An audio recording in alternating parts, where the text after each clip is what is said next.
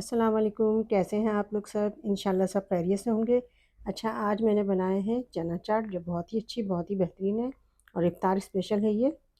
तो चलिए देखें हम इसे किस तरह बनाते हैं। आप इसे ज़रूर बनाइएगा, बहुत मज़े की है ये। अच्छा, चना चाट बनाने के लिए सबसे पहले हमने 2 कप चना लेकर रात भर भिगो लिया था और सुबह इसे मैंने थोड़ा-सा सोडा डाल के उबाल लिया था और पानी इसका गिरा दिया।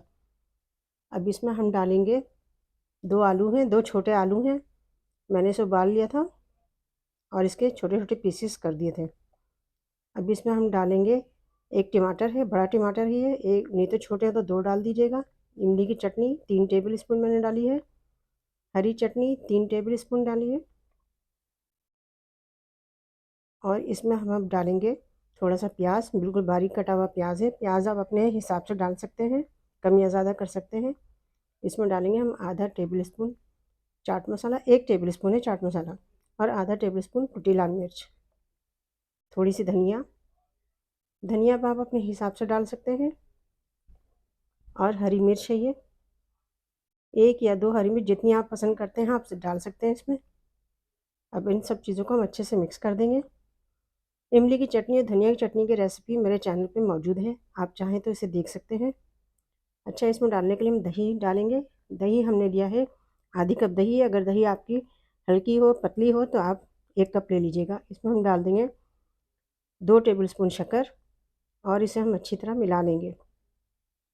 ये देखें बहुत अच्छे से इसे मिलाना है। अब इसमें हम डाल देंगे आधा टेबल स्पून चाट मसाला। दही गाढ़ी थी इसलिए मैंने इसमें 2 टेबल स्पून मैंने इसमें पानी मिलाया है। पानी हमेशा मिनरल वाटर या जो आप पीते हैं वो मिलाइए, टैप वाटर मत मिलाया करें। अब सब चीज़ों को हम मिक्स कर लेंगे। देखिए अच्छे से मिक्स कर लिया हमने। देखिए कितनी अच्छी सी चाट तैयार हुई है ये। अब इसे हम दूसरे बाउल में शिफ्ट करते हैं। देखिए बहुत अच्छी, बहुत मज़े की चाट तैयार हुई, झटपट तैयार होने वाली चाट है ये। अब इसके ऊपर हम कुछ चीज़ें डालेंगे। सबसे पहले हमने जो दही हमने जो फेंटी थी, आधी हमने पहले मिक्स कर दी थी, आधी हम इसके ऊपर डाल रहे हैं। देखें कितनी अच्छी सी दही हुई है ये। अब इसके ऊपर हम डालेंगे इमली की चटनी।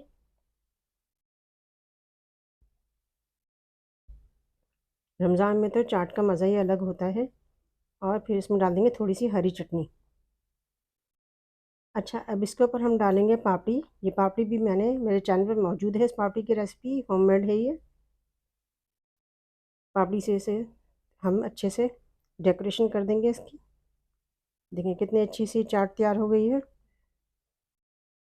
आप इसे ज़रूर ट्राई कीजिएगा और इफ्तार में खा के इससे लुत्फ़अंदोज़ होइएगा। और मुझे बताइए, आप इसको ज़रूर बनाइए और मुझे बताइएगा कि मेरी रेसिपी आपको कैसी लगी। अपना बहुत ख़्याल रखिएगा, बहुत सारी दुआओं के साथ। अल्लाह हाफ़िज़।